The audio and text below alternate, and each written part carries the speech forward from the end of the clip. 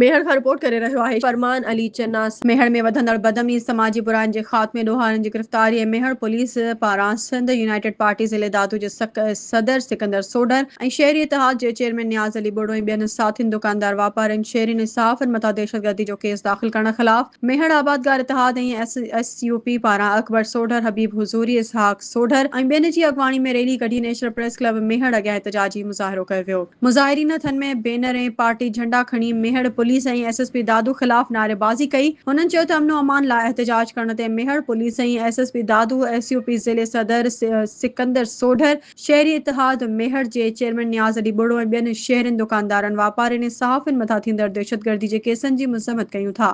हुननि चयो त असीं समूरा शहरी अमन अमान ॾोहारियुनि ख़िलाफ़ कार्रवाई ऐं समाजी बुराइनि जे ख़ात्मे जी घुर कयूं था त SSP दादू ऐं मेहर पुलिस ॾोहारियुनि ख़िलाफ़ कार्रवाई करण बजाए शहरियुनि ते केस दाख़िल करे शहरियुनि जो आवाज़ बंदि करणु चाहे थो। हुननि चयो त SSP दादू ऐं मेहर पुलिस ॾोहारियुनि मंशियात फ़रोशनि जा साथारी आहे। पुलिस अमन अमान कराइण में मुकमल तौरु नाकाम थी वई आहे।